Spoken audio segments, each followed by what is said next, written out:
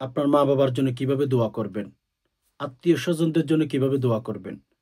সারা পৃথিবীর মধ্যে যে সমস্ত মুসলিম ইমানদার ভাই বোন আছেন তাদের জন্য আপনি কিভাবে দোয়া করবেন আপনি কি জানেন?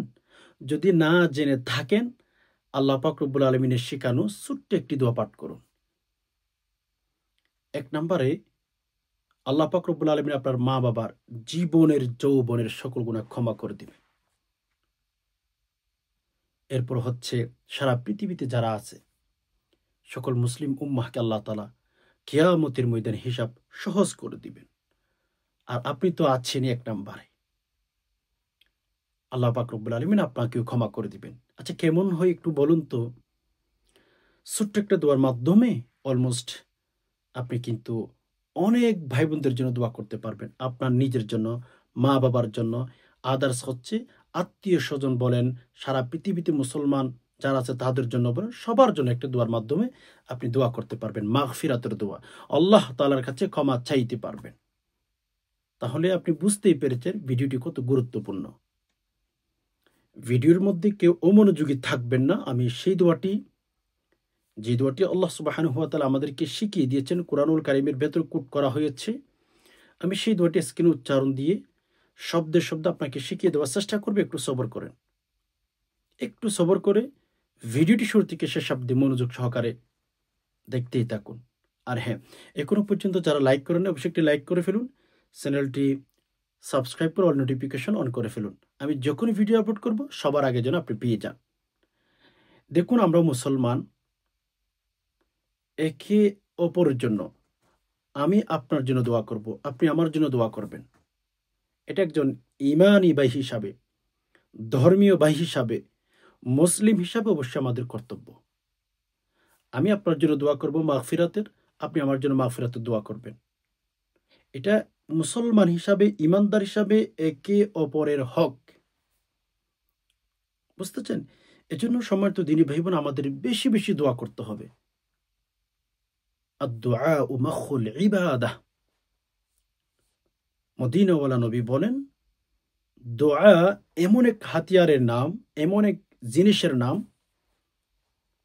যে দোয়া ইবাদতের মগজ। সুবহানাল্লাহ। আদ-দুআউ মাখুল ইবাদাহ। দোয়া ইবাদতের মগজ। আমরা চেষ্টা করব সম্মানিত দ্বীনী ভাই বোন যে বেশি বেশি দোয়া করার জন্য। অন্য হাদিসের মধ্যে এসেছে, আল্লাহ রাসূল সাল্লাল্লাহু আলাইহি ওয়াসাল্লাম স্পষ্ট বলেছেন, মান লাম ইয়াসআলিল্লাহ ইয়াগদাব আলাইহি। সহিহ বুখারীতে হাদিসটি বর্ণনা পাওয়া যায়। মদিনাওয়ালা নবী বলেন, মান লাম ইয়াসআলিল্লাহ ইয়াগদাব আলাইহি।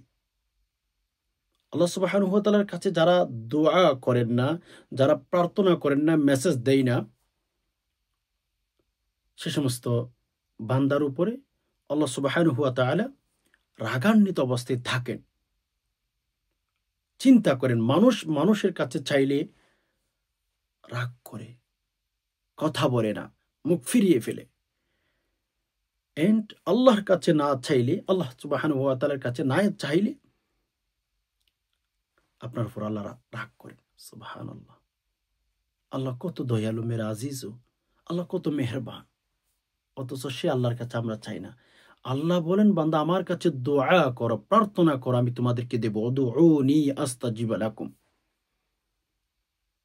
আল্লাহ আমাদেরকে কত ভাবেই বুঝিয়েছেন যে বান্দা আমার কাছে একটু দোয়া করো তোমরা, আমি তোমাদেরকে দেওয়ার জন্য সবসময় প্রস্তুত, সবসময় প্রস্তুত। এজন্য আমরা এই যে মুমিন হিসাবে, মুসলিম হিসাবে আমরা আল্লাহর কাছে চাইবো, আল্লাহর কাছে বেশি বেশি দোয়া করবো, এটা আমাদের উচিত। দুঃখের বিষয় সম্মানিত দ্বীনী ভাই বোন, আমাদের মা বাবা মরে গেছেন অথবা জীবিত আছেন। এমনও নারী পুরুষ আছে যে মা বাবার জন্য একটা বার দোয়া করে না।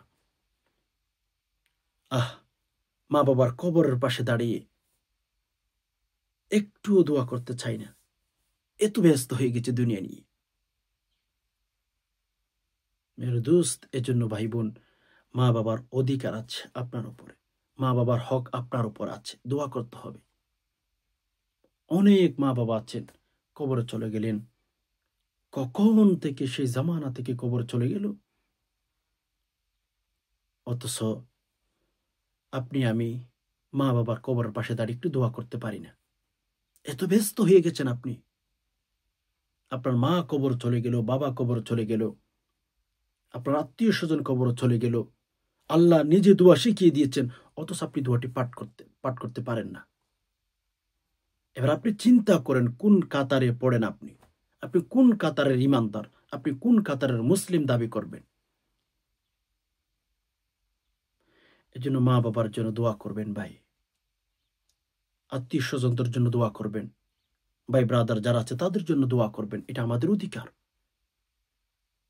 এটা আমাদের উপর হক তারা পাবে। যদি আমাদের কাছ থেকে হক তারা নাই পাইতো, তাহলে আল্লাহ তাআলা কোরআনুল কারীমের মধ্যে এই দোয়া কেন শিখিয়ে দিয়েছেন? প্রশ্ন আপনাদের কাছে। মা মারা গেছেন, বাবা মারা গেছেন, আত্মীয় স্বজন মারা গেছেন, তাদের আমলনামা কিন্তু এখন স্টপ হয়ে গেছে, ব্লক হয়ে গেছে। এটলিস্ট তাদের জন্য যদি আমরা কিছু পাঠাইতে পারি, আমরা শুভাকাঙ্ক্ষী হব। আপনি জানেন না আপনার মা বাবা কবরে কোন অবস্থায় আছে, আমি জানি না আমার মা বাবা কবরে কোন অবস্থায় থাকবে আছে। এজন্য আমি আল্লাহ সুবহানাহু ওয়া তাআলার কাছে চাইতে পারলে আমার মা বাবাকে শান্তিতে রাখবেন কবরের ভেতরে। আপনি যদি আপনার মা বাবার জন্য দোয়া করতে জানেন, আল্লাহ সুবহানাহু ওয়া তাআলা কবরের ভেতরে শান্তিতে রাখবেন। আপনি যদি এখন আপনার মা বাবার জন্য দোয়া না করেন, আপনি মারা গেলে আপনার সন্তানরা দোয়া করবে না। কামা তুদিনু তুদানু, যেমন কর্মের তেমন ফল আপনি পেয়ে যাবেন।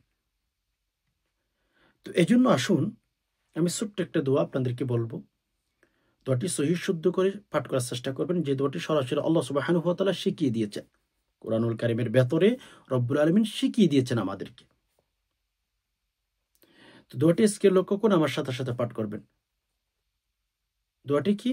রব্বানা ইগফিরলি ওয়ালিওয়ালিদাইয়া ওয়ালিল মুমিনিনা ইয়াউমা ইয়াকুমুল হিসাব। রব্বানা ইগফিরলি ওয়ালিওয়ালিদাইয়া ওয়ালিল মুমিনিনা ইয়াউমা ইয়াকুমুল হিসাব।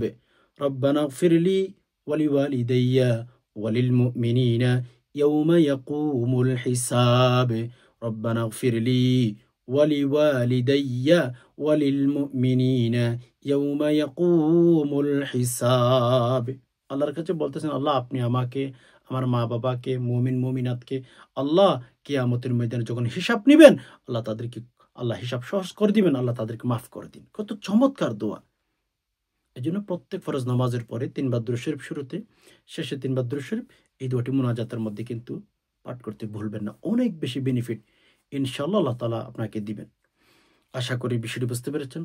আল্লাহ সুবহানাহু ওয়া তাআলার কাছে দোয়া করি, আল্লাহ আপনি আমাদের সবাইকে বেশি বেশি মা বাবার জন্য, আত্মীয় স্বজনদের জন্য দোয়া করার তৌফিক দান করুন। আমিন। নাসরুম মিনাল্লাহি ওয়া ফাতহুন করিব। আসসালামু আলাইকুম ওয়া রাহমাতুল্লাহি ওয়া বারাকাতুহু।